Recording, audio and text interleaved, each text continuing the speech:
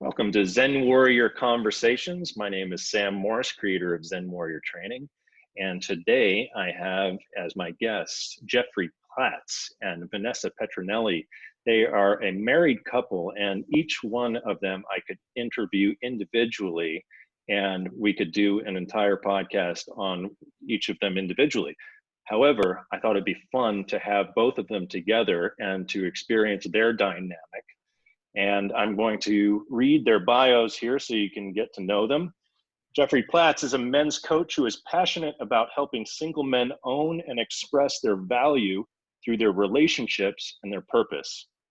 With over 23 years of personal study and transformational training and a decade as a coach and teacher, he has led over 200 workshops and retreats on personal growth. Holy shit. Dating and communication. That's a lot of retreats and workshops. Not all retreats, but yeah. Together with his wife and co-facilitator Vanessa, they have created a transformational 8-week training for single men in their 30s and 40s, helping them prepare for partnership and attract their own well-matched woman. Jeffrey's work and writing has been featured in the Huffington Post, Washington Post, ABC News, Authentic Man Program, AskMen.com, and the Good Men Project. He brings a rich results-based toolbox of insights and experiences to his facilitation, integrating his adventures as DJ, amateur stand-up comedian, salsa dancer, yoga teacher, and world traveler. Half of those things I didn't know. Vanessa Petronelli, a former model, actress, singer, and yoga teacher, is now teaching, speaking, and writing about the powerful impact of accessing higher levels of consciousness and awakening Hollywood as the CEO and founder of Soul Aligned Success. She works with and supports high-performance actors, directors, writers, musicians, and producers to embody and lead from their soul, to find balance and fulfillment through their entire lives. Vanessa and her work have been featured on Good Morning America, Parents Magazine, KTLA, Your Morning Show Canada, MSN, ABC News, Access Hollywood, Glamour, Collective Evolution, Elephant Journal, Good Morning La La Land, and more. That is an impressive resume, you two. They both live in sunny San Diego with their rescue dog, Leo, who I had the pleasure of meeting over Zoom not too long ago. And it's such a pleasure to have the two of you here. God damn, that's a good sounding resume, the two of you have got. Holy smokes. I'm almost like blushing here. I think that part needs to be cut out. I'm impressed. I'm like, what have I got? Yeah, and just to be clear, it's just 200 total workshops, seminars, retreats. The description just a small number. Yeah, still. Come on, geez. Yeah. So happy to be here with you guys today. So one thing that I wanted to jump right into, since this is this is the era that we're all in, this is the thing that most people are thinking about in some way, shape, or form. We might be tired of thinking about it, but we have to think about it anyway, is life during COVID time. Mm-hmm. And I want to start with you, Jeffrey. Well, both of you can jump in anywhere, of course, but with dating in the era of COVID, isolation, what are you finding, and what are you finding are the challenges, and what are you finding are maybe also some of the benefits of dating online? What is this looking like, the dating world, for you right now? Yeah, so what I've noticed, anticipated, but also have tracked, in the past, 2 months, let's say, since it's really kind of started to become real for everybody around the world, definitely in the US, is the challenges are obviously people that are single and live by themselves. That is its own lifestyle shift to navigate, especially if you had an office job, you went to yoga class, you had an active lifestyle in the real world outside, adjusting to being home by yourself predominantly, right? Yes, Zoom and FaceTime and Facebook messaging and text messaging and all these things are great and necessary. I think people are doing the right thing by staying connected, and some people actually claim they feel more connected with people now, ironically enough. In what respect? I'm curious. Let's jump into that a little bit. Yeah, I would say more connected in the sense of like, they've reconnected with people that they otherwise would not have, like older friends, or they've made more of an effort to focus on communication. Because here the thing is too, is like with FaceTime, with Zoom, you're almost, for the most part, forced to actually have conversations. Whereas prior to COVID, a lot of texting, emojis, maybe you go out and do something together as an activity, but you're not actually talking with each other or to each other. Does that make sense? Like you go for a walk, you go for a run, you go for a bike ride or whatever. You're not necessarily face to face with the person. So that's one, not an overwhelming benefit. Interesting. So in other words, there's sort of a more intentional container that gets created by, and I'm thinking of it, I've actually discovered, many times that it's like with Zoom, it actually kind of forces you to speak one at a time and not be sort of speaking over each other. And it actually sort of forces you to be a little bit more intentional about your communication. That's 100%. very interesting. Yeah. Like even the dinner party that we did, the Zoom dinner party that we did, that ended was one up thing I being noticed. pretty fruitful for me in a way. We don't have to go into that, but yes, yeah. Yeah, that was the thing I noticed. Like, wow, each person is talking, whereas at a regular dinner party of, let's say, 10 people, you wouldn't have one person talking, then they stop, somebody else comes in with their comments, and then they stop. That's not real life, right? So it can be, there's pros and cons to that for sure. But yeah, so just to bring back to your initial question, I do think there is some benefits to that. We can get into the dating aspect of that as well. But I think like navigating isolation, solitude, isolation, they're kind of two ways to look at it, right? But being by yourself as a single person, man or woman, is something to navigate.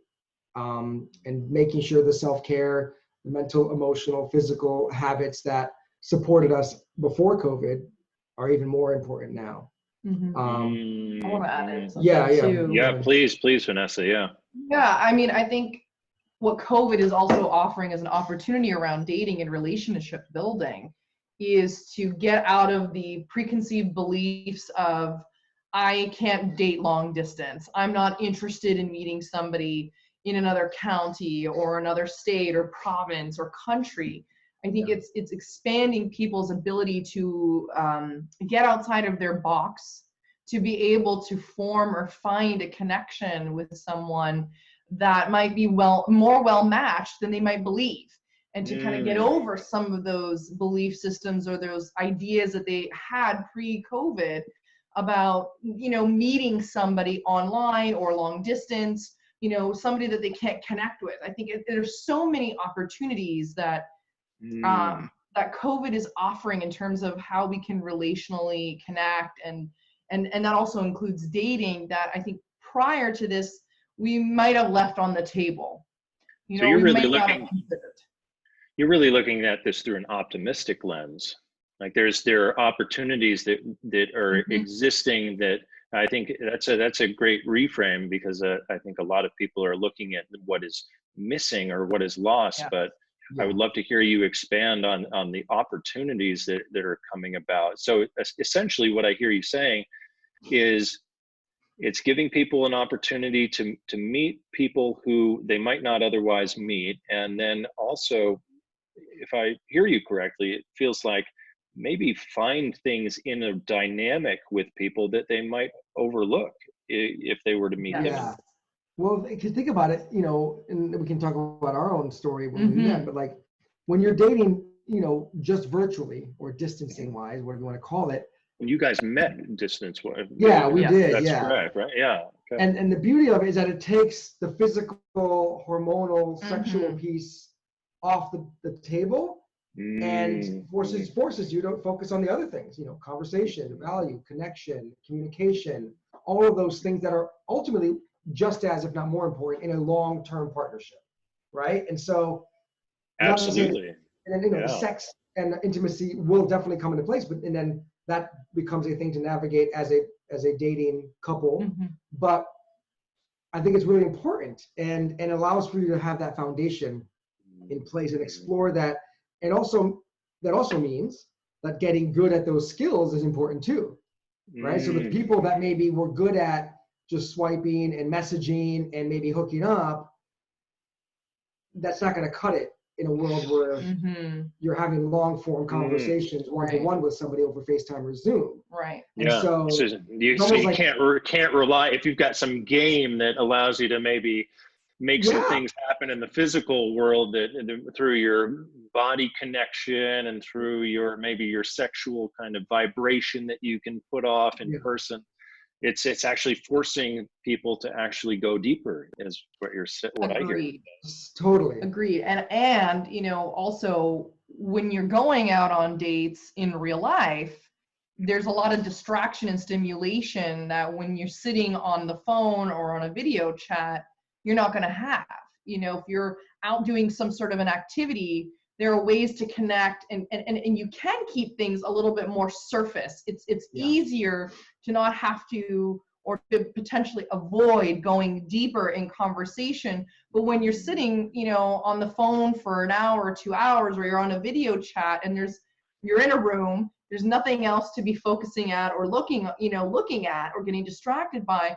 You're focusing on that other person, and eventually the conversations are going to start to venture into a different type of territory. You know, the emotional parts of your being, you know, your beliefs, your values. Not that those things don't happen in real life, but this time is forcing people, I believe, to really level up their communication and how they are relationally connecting with other people. It's forcing us to sometimes look at some of the patterns we have in dating and to start being more strategic around looking at what works and what doesn't.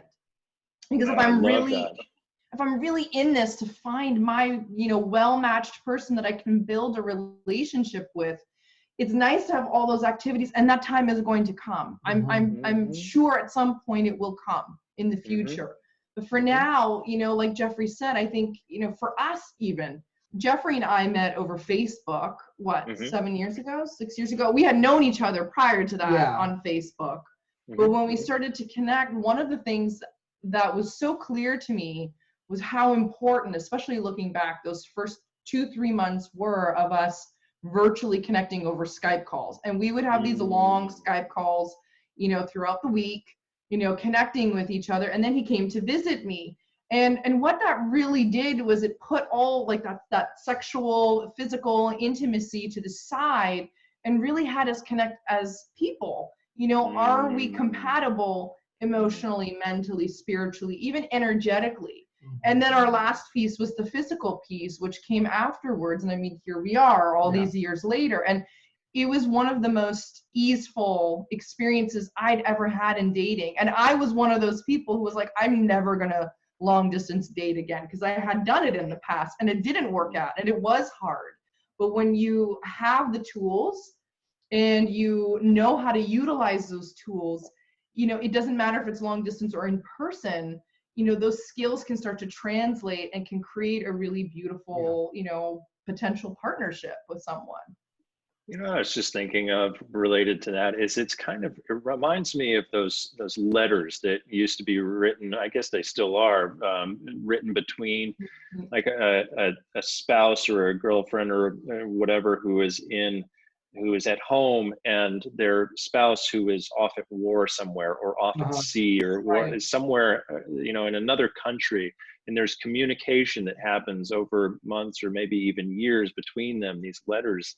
And it requires a different type of relationship with oneself and a different type of relationship with one's partner, where it's actually requiring a level of patience that we have grown accustomed to not having that kind of patience in relationships. And we have also grown accustomed to sort of a dating world where it's kind of like, well, you know, we swipe. If this person doesn't meet every criteria that we're looking for, we keep on swiping. We go out on a date and maybe have some sort of superficial conversation. And if they say something that we're a little bit irritated by, then we don't even bother looking deeper. We'll just kind of go on to the next one. Let's just keep on swiping left until we find that perfect match, which may never come, and actually probably never actually will come.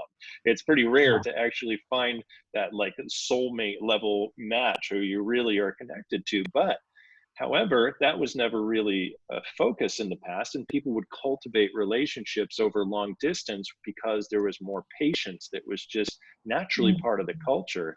And so part of what I hear you saying is that there's this healthy patience that's required, where it forces people to, you know, if you're going to get bored, well, you're going to get actually bored a lot more easily and because there's not going to be any sort of any kind of a prize at the end, like a sexual prize that sort of keeps a boring relationship going or whatever. Yeah. Like instead of getting that periodic little stimulation that is going to keep that thing going, it forces you to go, okay, if I'm going to show up again on FaceTime or Zoom or whatever, it's going to require a level of patience and commitment to keep doing that. That's part of what I'm hearing you say.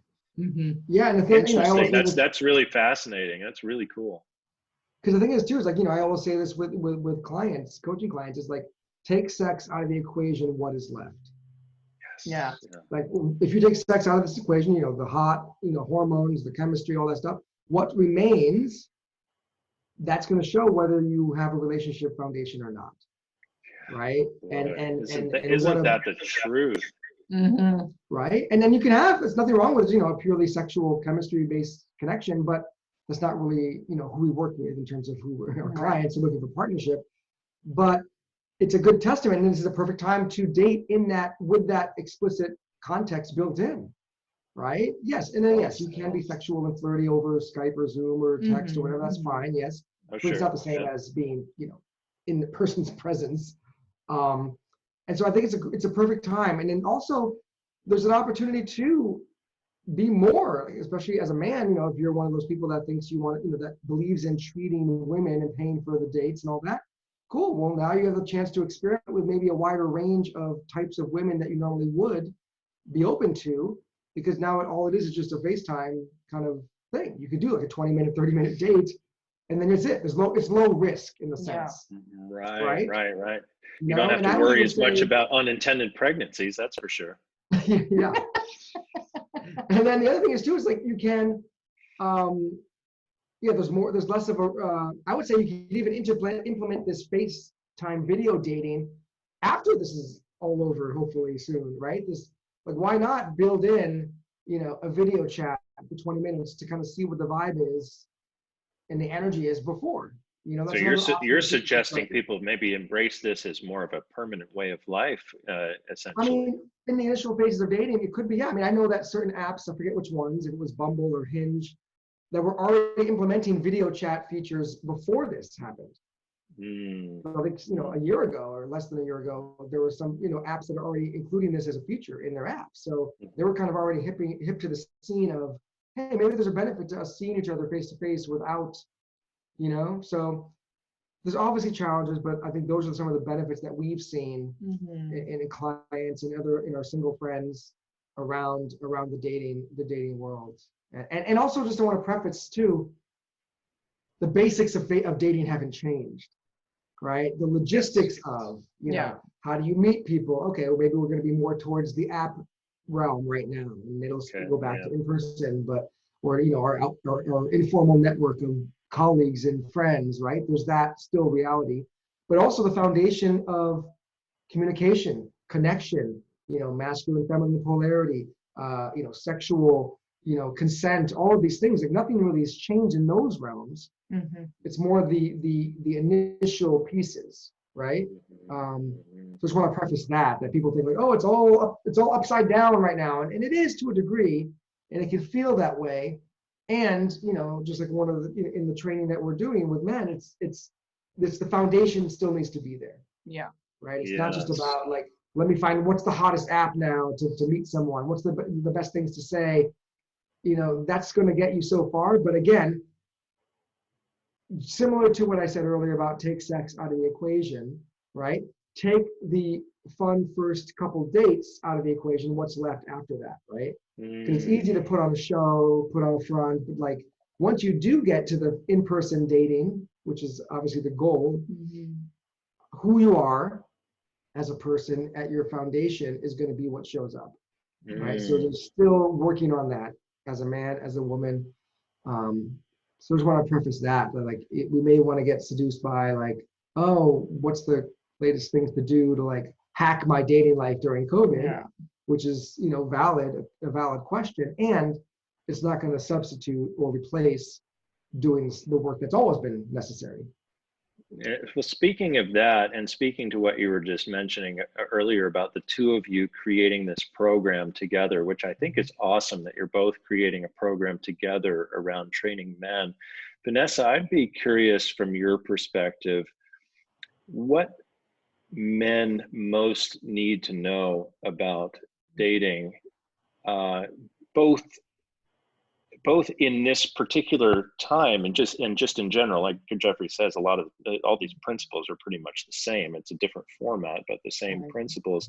And so what are your perspectives that you add as a woman that you would really like to share, that is part of your focus, and what you would like to see in terms of the evolution of men approaching dating from a more conscious perspective?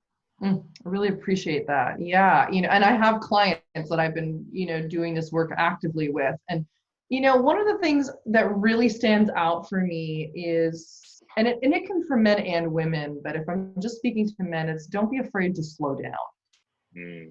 I think that we're in a culture that, now that doesn't mean, you know, slowing down to the point where, you know, the relationship doesn't evolve, but really slowing down and getting to know each other. I think one of the things that people miss are yellow flags for both men and women. Yellow flags, red flags, when things are speeding up and there's so much intensity and there's so much fantasy that's been built on an initial connection, a lot of the more important fundamental, like Jeffrey's saying, foundational items, you know, that make someone who they are, like their values and their needs and their desires, they all start to kind of just get put on the shelf as I see a lot of people acquiescing to making the relationship or the early stages of the relationship work. And if it's going too fast, it's very easy to not have boundaries. It's very easy to let things slide. It's very easy to get caught up in this fantasy that we build. You know, I see a lot of men and women too putting people on pedestals. And then as soon as they get triggered or something doesn't go right, now all of a sudden that person's made wrong. Well, if you put them on a pedestal, then eventually that pedestal is going to fall, because nobody can stay up on that. Nobody is perfect. We all have flaws. We all have, you know, areas of improvement and growth. And in the slowing down, it's easy to really, it's much easier for you to just track what's happening internally for you, because, you know, men and women, we have intuition, we have emotions. And the more that we slow down and we breathe and we feel and we notice, oh, when she said that or he said that, that kind of made me feel a little strange. What is that? I want to explore that within myself. So I think slowing down is a huge piece, and removing the fantasy, because when you're speeding up, it's very easy to get caught up in the hormones and the excitement. Yes, oh my gosh, we're so much alike. Are you my person? Are we gonna have babies? When are we gonna plan our wedding? And that can actually start to really create a breakdown.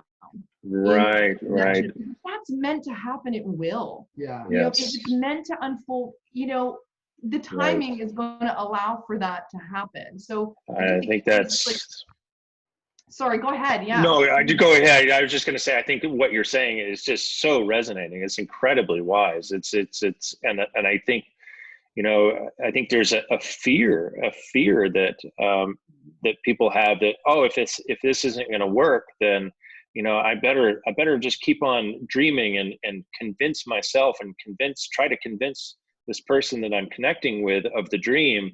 Otherwise, maybe it's not going to work. And so I'm totally relating with what you're saying and getting it. I want to hear more, but I think that's right on. Now, as you're saying, slow down for men. So part of what I'm hearing you say is men are having this kind of while we're making some generalizations, I think men maybe have more of a tendency to sort of go full steam ahead, like try to get to that goal, that accomplishment. It's like, let's make this happen, create certainty, create the structure, and so forth. Yeah. And what I hear you saying is that women have that feeling sense that men sometimes override, and that connection to the body and the sensory world.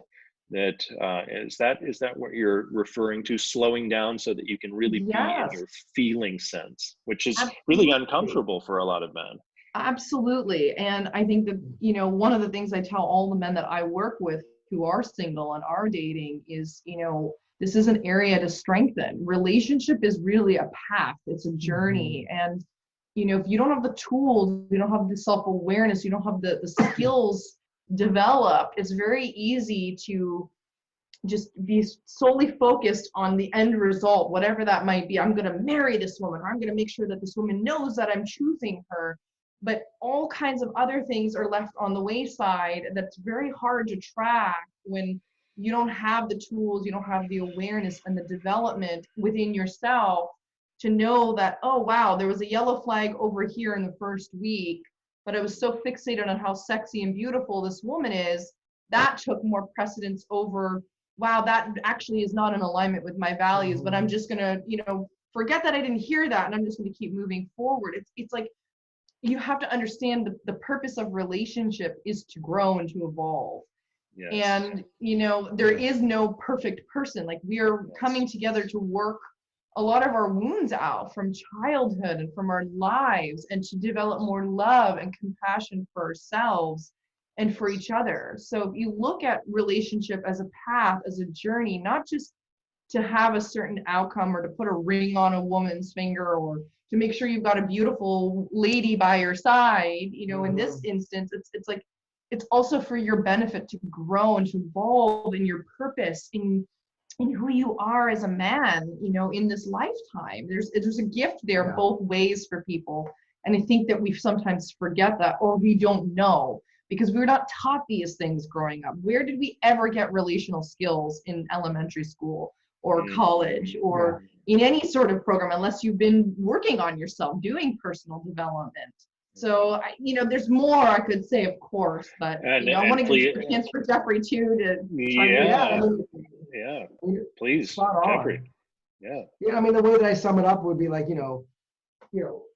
I think I think a lot of people, myself, had this pattern before Vanessa. It's like, we commit to the person too soon. Yes. Whereas I always, my thing is like, commit to the exploration before you commit to the person. So, so basically, in our case, it's, here's me, Jeffrey, and there's you, Vanessa.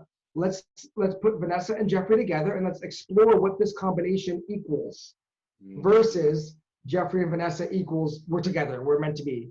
And then that's where the contortion comes in. We're like, in order to make this, just like in a mathematical equation, in order to make this actual equal, I have to contort something and you have to contort something. So let's prolong and slow down this exploration of each other. And it can be where, you can say, hey, let's seal the exits toward other people. Let's just commit to just each other. But just to be clear, we're committing to the exploration of what you and I are, rather than, we're boyfriend, girlfriend now from this point forward. That's an important distinction. That's really, I like that you make that distinction, that there's still a benefit of sealing off the dynamic, so that it allows you to actually feel more than you might be able to feel because if you're kind of just sort of half in and half out, that lack of commitment to the exploration can lead you to maybe not going as deep as you might otherwise go in the relationship.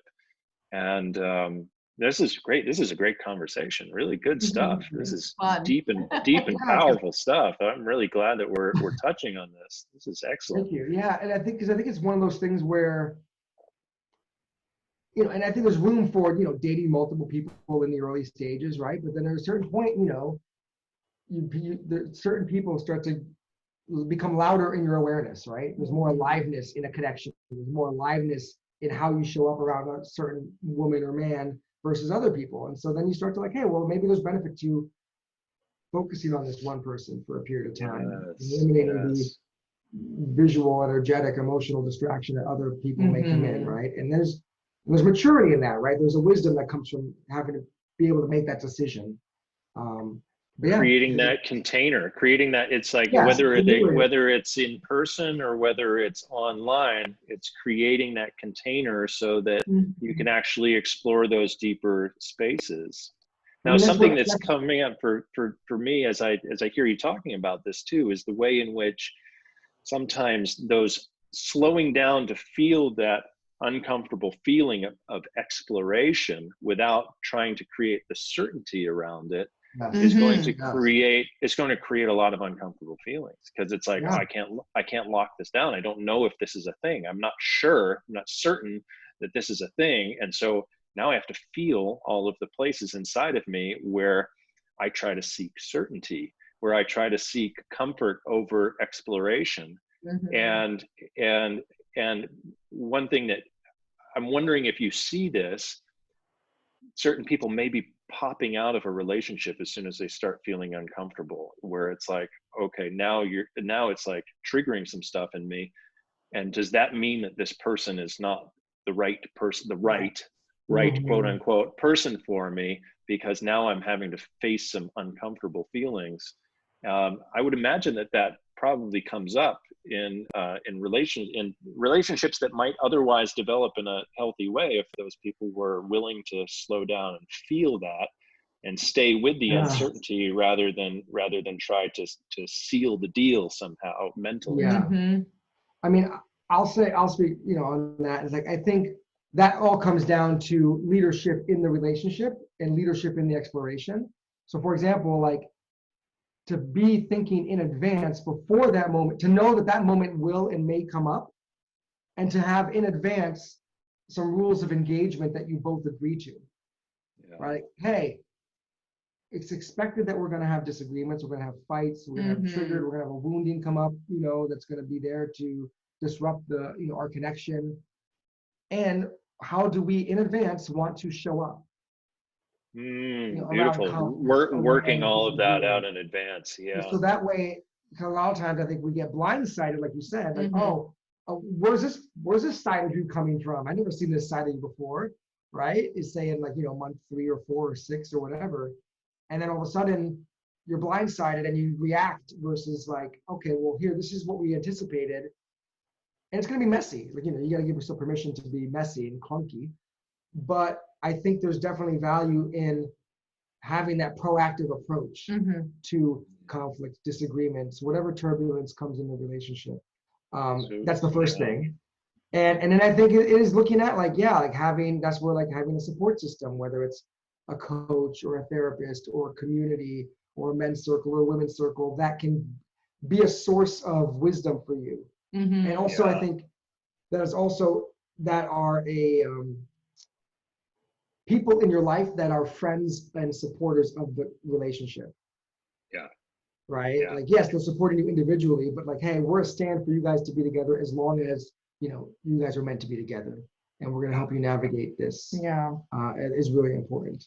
So in other words, sign up for the program you guys are offering, because it really, seriously, this is such important stuff. You guys are sharing some serious wisdom right now. And so I'm serious to anyone listening to this right now who is trying to navigate a relationship, anytime, but online, in person, whatever. Get connected with Jeffrey and Vanessa, and get the coaching you need, because this stuff, I know from personal experience. I've been through hell and back through relationships in the past because of not knowing the fundamentals, not knowing these setups, not knowing about boundaries, not having the awareness of how things can go south and what to do when they do, and how to establish boundaries in advance so I don't end up walking into my own pothole and that kind of thing. And so I think, what you guys are doing is so valuable for the world. And so, anyone listening to this who is wanting to learn how to date or relate better and find that partner who you can relate organically and authentically with, and navigate these potential pitfalls in a relationship, you need to get in touch with these guys. Thank you. Thank you, Sam. And I appreciate that first. Thank you. And then the other piece is it's like it's foundational, right? It's kind of like the wax on, wax off, right? Like we poo-poo that. I think our culture, at least in the coaching personal development world, has gotten really obsessed with hacks and fast tracking things, shortcuts. And it's the whole thing of like slow down to speed up. I think it's true. Like it's the and that's why we call it We've called the first phase in our men's program is foundation. Like set your foundation, and we call it that versus initially I think we called it preparation, but we don't want to have that mindset of I'm preparing, and then once I get the woman in my life I can stop preparing, I'm good. No, it's foundation, meaning in general, if there is some turbulence in a relationship, check your foundation. Your physical, your mental, your emotional, your spiritual, your community, your financial, your purpose, your career, your business. Are those things in place? And that will impact, what's impacted our relationship, early on is around like, my foundation was wobbly and I kind of ignored it in the being mesmerized by the beauty and the chemistry and all that stuff. It shoots you in the foot, or what's that word? It shoots you in the foot, or it comes to bite you in the ass. That's the better term. Or you shoot yourself in the foot. Right, or is it bite in the mouth or something? I don't know. Shoot yourself in the ass. Bite yourself in the foot. Yeah, it comes and gets you. Let's do that. But yeah, so that's kind of and it's not sex. It's same with you, like things you teach around meditation and self-awareness and body awareness and breath work. Yeah, they're not because they're not always the sexiest thing, but like they do so much, right? Well, I like what you're just saying. It's not like you lay the foundation once and then you're good to go for the rest of your life. It's like that foundation takes regular maintenance, day in and day out. So Vanessa, what do you see as the most common triggers that men experience in dating, and what would you suggest how would you suggest from a woman's perspective how they take on those triggers and navigate them? Yeah, I think what I see commonly happening is a man wanting to fix and solve a problem for a woman when she's emotionally vulnerable or just needing space held or just wants to vent. And immediately man goes into fix-it mode. And then woman feels shut down because she's not actually feeling like her needs are really being met. And I always say this to the men that I work with, because I work with men and women. And I do, all kinds of work with them, including relational work when it's present. When a woman is in a vulnerable emotional state and she's not able to be held by the masculine in that moment, there's a few things there. I think a man has to know how to emotionally hold himself, as does a woman, because we have masculine and feminine energy within all of us. Sure. And so we have to know how to hold ourselves, but in the container of a relationship, we want to feel like we can go to the person, or as a woman, I want to go to Jeffrey, and sometimes just be able to cry and not feel like he needs to resolve anything for me in that moment, but just to have the space held. And that was one of the things I actually really, really deeply appreciated about Jeffrey. Was one of the first men I've ever met that could actually hold me in the feminine, energy and bigness of emotions that I could bring, because it can be a lot. I'm not everyone's cup of tea, but he knew, yes, thank you, baby. But he knew how to hold all of that for me and not go in and fix it. Now, every so often we kind of, the pattern's there and we rub up against it. But, from my female clients, this is something that I've heard quite often, is that they don't feel like when they're vulnerable or emotional, a man can really meet them in the depths of their emotion, or at least just be with her without feeling like, oh my God, this is too much, I need to check out and avoid or resist or, kind of go MIA on her, or go into this problem and, resolution mode when she's not open or ready for that. So I would say, this is a really important piece of work for men. Like, the deeper that you can hold yourself through your emotions, and I always say to clients, like, what's going on neck down? not just what's up here, what's happening next down, because all the solutions and the fixing, that's all happening up here. It's not actually happening in here where you're really feeling and meeting your woman with where she's at in this moment. You're going to your head because that's the safest place for you to be, versus actually going in here and feeling the discomfort or feeling the pain or the resistance or the whatever, the sadness, whatever it might be. So and by neck down, I assume you mean heart and solar plexus versus crotch. Yes, like heart, in the AMP program, which I was one of the women facilitators one year, I love the analogy of, head, heart, and hips. And we want all of that. But in certain moments, I think as a feminine woman, we also want to just feel like I don't have to just go to my girlfriend, and cry or vent, or the therapist. Like, I would love to also just feel like it's safe for me to just lean into my partner, my husband, my boyfriend, and just feel like he's got me and there's nothing to resolve here. Like, I'm a big girl. I know how to resolve things. And if I need you to help me resolve it, trust me enough to make that request and that ask from you to help me with that. Boy, that's critical, huh? The difference between the automatic response of men to try to fix or resolve something from actually checking in and seeing, well, is this even something that she wants even help with to begin with? And most likely, if there's no request there, then probably no. Probably just shut up and hold space. Just be steady. Do what you do well. Just be steady, be strong. Don't take it personally. Exactly. Just hold that energy and get that it's not about you, and just stay steady, stay strong, stay present, and don't retreat and don't react.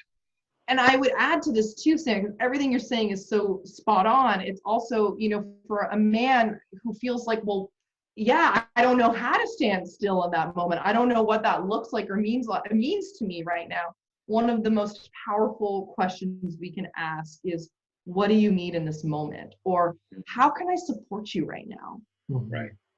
And that opens up the sovereignty, the autonomy for your partner.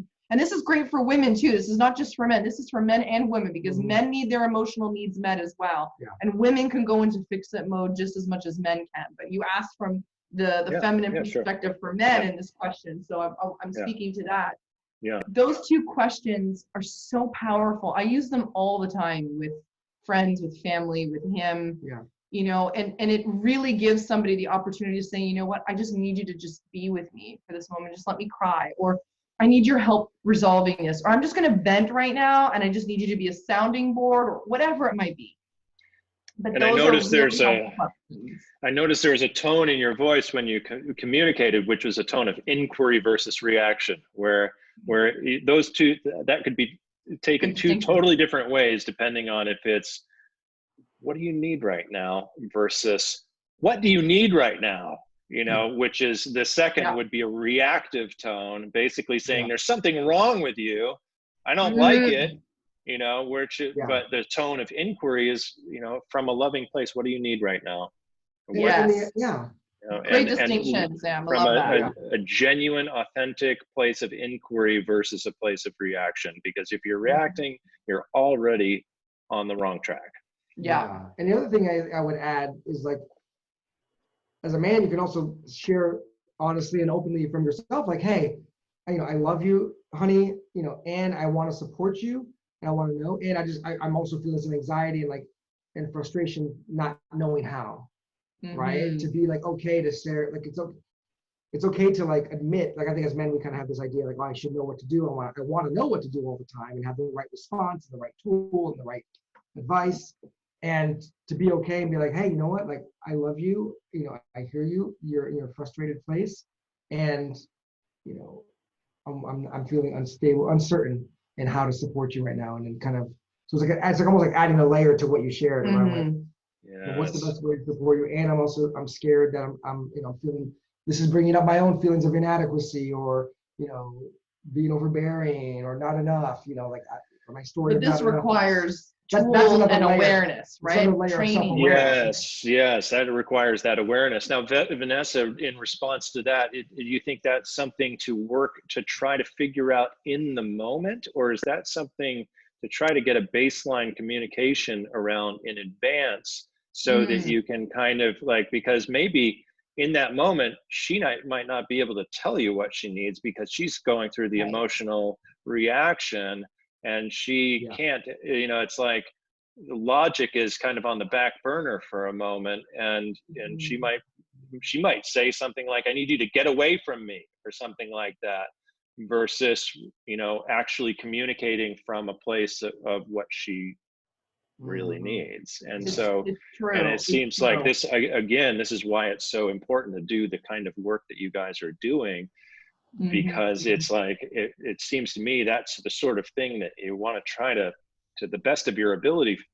And that this has come up now a few times over the course of this conversation, kind of figure out some of this stuff in advance so that you can kind of navigate it when it does happen in a way where it might not be totally graceful, but there's a chance that that reaction is so strong that you're not even going to get the right feedback when you ask that question, what do you need? And then, and if she says, I need you to get away from me right now, and then you take it personally that your honest, authentic inquiry was met with a reaction, then it could then offend the guy, and then they really then everything is lost. Then it's utter and complete chaos and reactivity with both people. So I think it just goes to reinforce the need to have these relational skills and to sort of take preventative measures to communicate in advance the types of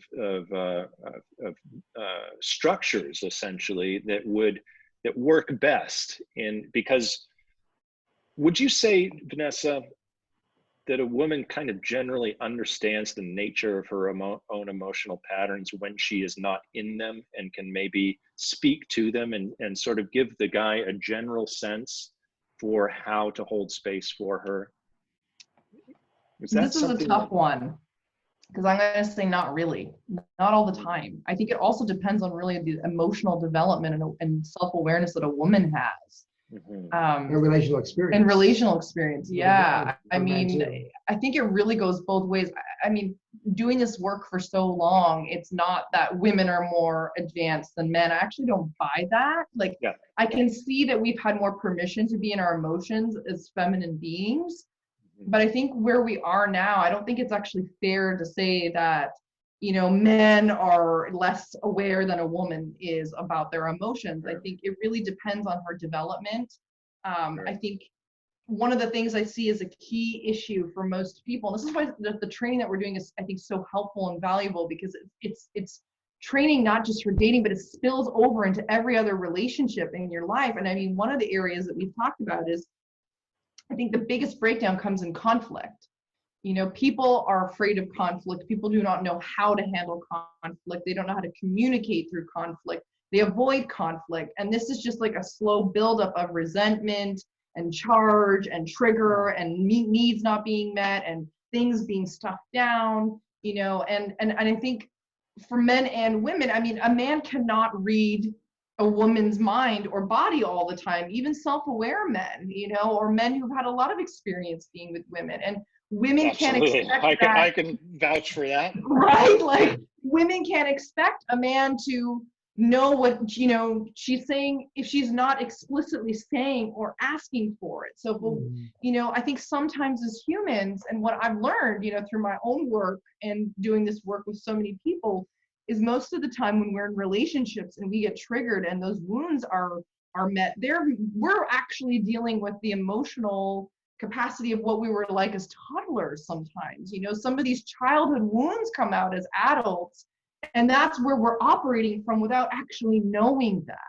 Right. We Right? think So that that's part of who our adult constitution. We think that that's yes. just part of who we Or are, that but person it's made actually, me or feel that, this way. yes.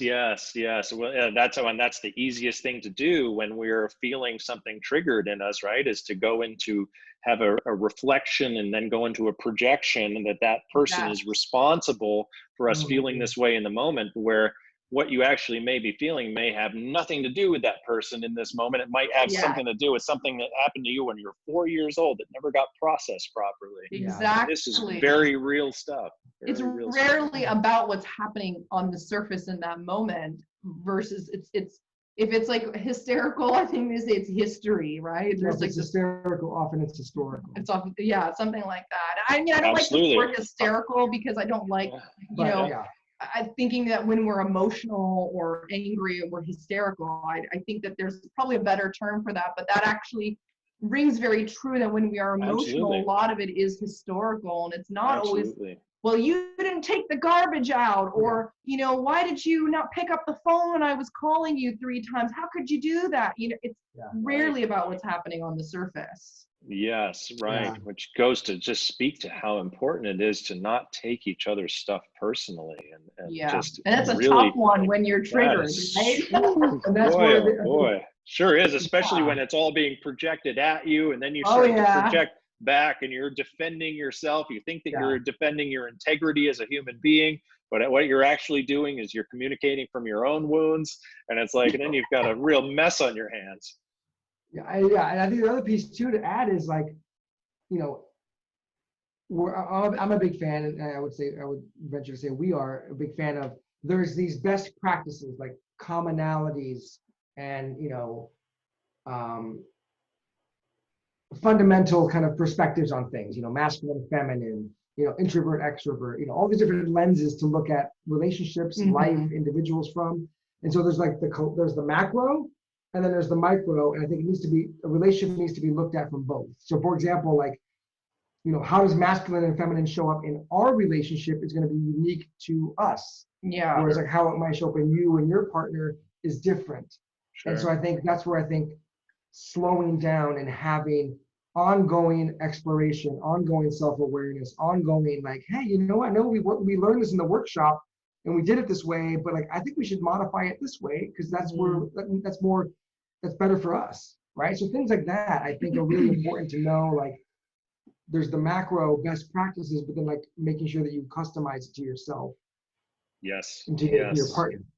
I think This stuff is all so important. We could talk about it for hours and we would still just be scratching the surface, which is why I encourage anyone who's listening who wants to learn more about dating effectively, relating effectively, and building a fulfilling, sustainable relationship, a healthy, sustainable, authentic relationship, to get in touch with you guys. So where can people find out more about your programs, and how can they get in touch with you guys?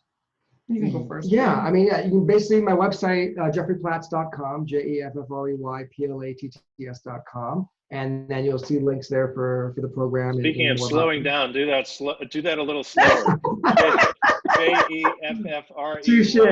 JEFFREYPLATTZ, 2 T's before the Z, right? With S.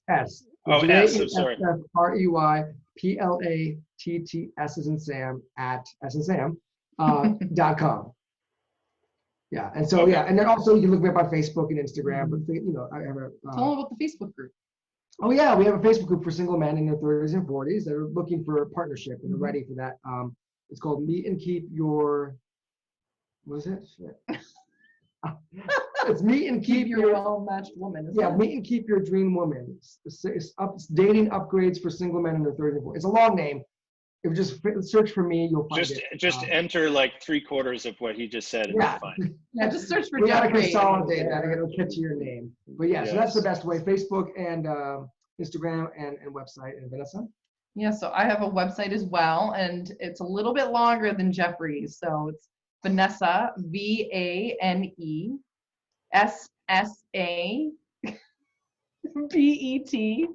BETRONELLI.com. and very active on Facebook and Instagram. I have a YouTube channel that's getting built up, and my podcast is going to be released soon. So stay tuned for that.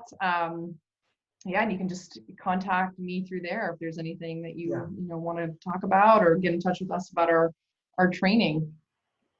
Awesome, guys. Well, I thank you so much for being on today, and I really thank you for what you're doing, the purpose that you are following, and the incredible work that you're doing in the world. It's so, Thank you. Thank you for having us. This is Thank you so much. You're a really good interviewer. I really Excellent appreciate interviewer. your presence and tracking and curiosity. Just want to acknowledge you for that.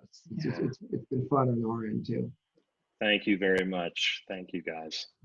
Okay, talk soon.